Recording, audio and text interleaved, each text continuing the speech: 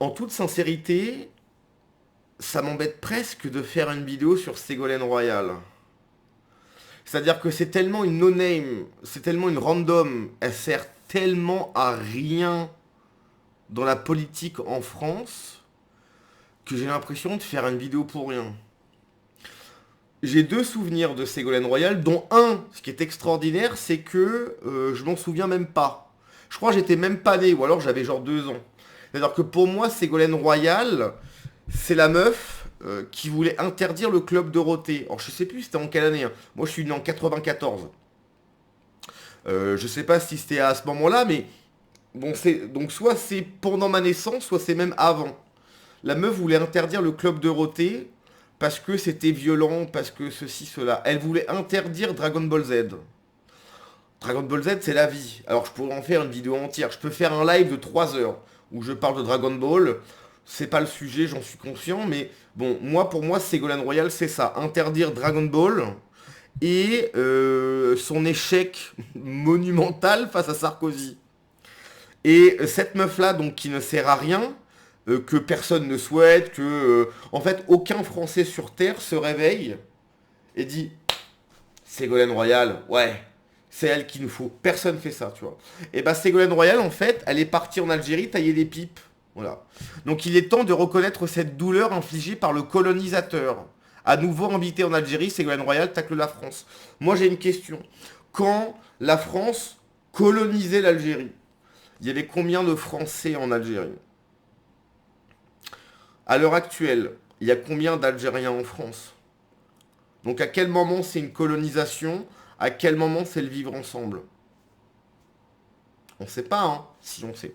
Donc, ça m'enchante pas, hein, vraiment, j'y vais vraiment à contre-cœur, mais ce que je vous propose, c'est qu'on regarde 4 minutes 18 de Ségolène Royal. Alors est-ce que c'est pour faire de l'électoralisme? Est-ce que... On ne sait pas. Mais t'as une Française qui est partie en Algérie tailler des pipes dans un pays qui nous déteste et qui souhaite prendre sa revanche depuis le début. Voilà. Elle est partie tailler des pipes là-bas. Voilà. Donc Ségolène, je vois le commentaire de Maglia, elle suce dur, oui. Alors elle suce dur, on ne sait pas, faut demander à François Hollande. Bref, Ségolène, c'est à toi. Comment la pensée peut-elle contribuer concrètement à... D'accord. Alors selon vous, Madame Ségolène, comment la pensée peut-elle contribuer concrètement à rapprocher les peuples entre les deux rives de la Méditerranée? Bah en fait, alors là je vais répondre et je vais laisser Ségolène répondre après. En fait, quand il y a un des deux peuples qui souhaite se venger, qui déteste l'autre, pour se rapprocher c'est compliqué. En fait, euh, pour que deux personnes qui se soient pris la tête à un moment donné, il faut que les deux soient enclins à dire ok. euh, Selon moi, t'as fait des conneries, j'ai fait des conneries, je les accepte. On en reste là, on oublie et on avance. Ok, ça c'est être mature. Quand il y en a un des deux qui souhaite pas faire ça, on peut pas avancer vers le bon chemin. Donc moi en fait, en tant que Français, moi ce que je propose c'est que bon déjà les Algériens rentrent en Algérie. Hein, voilà, un Algérien doit être en Algérie, un Français doit être en France. Donc les Algériens rentrent chez eux et ensuite il n'y a plus de contact. Voilà, entre la France et l'Algérie. Ça n'existe plus. Voilà. On ne demande plus rien à l'Algérie. Et on verra lesquels des deux pays, entre l'Algérie et la France, parlent encore de l'autre. Voilà, je pense qu'au bout de 2 heures en France, l'Algérie, on a déjà oublié. Et je pense que l'Algérie, pendant des siècles et des siècles, parlera de la France. Voilà. Donc, l'Algérie, soit de se venger, a toujours une haine extrêmement virulente contre la France. Les Algériens rentrent en France, voilà. De toute façon, c'est le meilleur pays. L'Algérie, quand tu écoutes les Algériens, c'est le plus beau pays du monde. Donc on va leur faire un cadeau en fait. Tu sais, dès que tu vois des micro-trottoirs, comme micro de Rouen, qui dit toi tu viens d'où? Moi je viens d'Algérie, tu préfères l'Algérie ou la France? Tous disent l'Algérie. Bah écoute, si tu préfères l'Algérie, ça veut dire que tu es moins bien en France vu que tu préfères l'Algérie. Donc on va te rendre un grand service et tu vas repartir chez toi. Et ensuite, il n'y aura plus de contact, plus rien. Mais quand je vous dis plus de contact, c'est plus de contact. On n'existe plus l'un pour l'autre. Voilà. Il y a un respect mutuel, c'est-à-dire il n'y a pas d'agression, il n'y a pas de... Mais tu n'existes plus. Et on va voir qui va continuer de chouiner. On verra. Bon bref, ça c'est ma réponse. Maintenant, Ségolène. D'abord, je voudrais remercier les autorités algériennes qui m'ont Allez, un premier en bouche là. invité à ce colloque très important sur la pensée africaine et méditerranéenne, Bien au sûr. moment où il y a des tensions entre les relations entre La faute à qui? La faute à qui? nos deux pays. Tensions qui m'attristent beaucoup. Ouais. Nous sommes à quelques jours d'une date particulièrement sensible qui est dans l'histoire algérienne, le 8 mai. Les massacres du 8 mai 1945 restent profondément ancrés dans la mémoire collective. Le débat Non, le 8 mai, je me réveille. Non. sur la reconnaissance reste ouvert. Quelle est votre position sur les actions que la France devrait encore entreprendre? Alors, je vais d'abord répondre et ensuite je vais la laisser répondre. Je m'en bats la race. Je m'en bats la race. Les Algériens, rentrez chez vous. Vous avez le plus beau pays du monde. On va vous faire ce cadeau. Et le 8 mai, vraiment, on n'en a rien à carrer. Hein. Rien du tout. Voilà. Donc, si vous voulez le commémorer, si vous voulez faire des feux d'artifice, si vous voulez en profiter pour aller parce que vous avez, je crois que c'est à Alger, où il y a un zoo, que vous avez ouvert un zoo sur les dinosaures, etc. Mais profitez-en, voilà, pour faire plein de trucs. Non, le 8 mai, rien à carrer. Et là, Alors selon vous, la Madame réponse de Ségolène. Ségolène, Atroce, épouvantable, devrait reconnaître. votre position sur les actions que la France devrait encore entreprendre? Mais la France devrait reconnaître et commémorer cette date Commémorer, ouais, pleurer, et puis donner de l'argent, j'imagine. Hein. atroce, épouvantable. Épouvantable, mon Dieu. Mais j'endors pas de la nuit. Hein. J'endors pas de la nuit. Hein. J'en fais des paralysies du sommeil.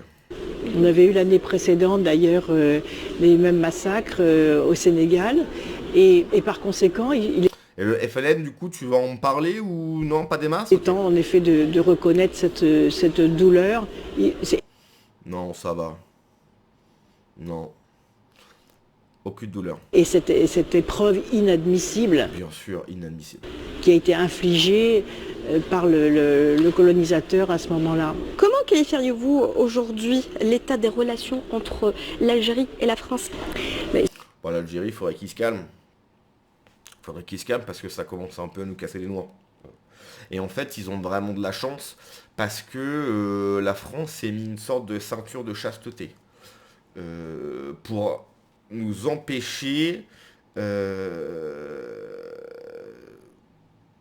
calmer. Voilà. On s'est auto-mis une ceinture de chasteté. Et du coup, vous en profitez un petit peu. Voilà. Si cette ceinture de chasteté tombe, là, je pense que ça va être un peu différent. Quoi. Si vous voulez, soyons très simples. Il y a des responsables politiques en France qui ont la nostalgie de l'Algérie française. Non, pas du tout. Alors, je suis pas dans la tête de tous les Français, les dirigeants français. Non. Non. Je pense que l'Algérie, vraiment, ne doit plus avoir aucun contact. Voilà. Plus aucun Français en Algérie, plus aucun Algérien en France. Voilà. Ce pays n'existe plus. Ça n'apporte rien. Rien de bien. Et c'est très grave. Là, j'imagine que la meuf devant, elle est en train de se dire, ouais, bénef, une Française qui est en train de nous lécher les bottes. Très grave parce que nous avons le devoir vis-à-vis des nouvelles générations dans nos deux pays de mettre en place une réconciliation, de faire...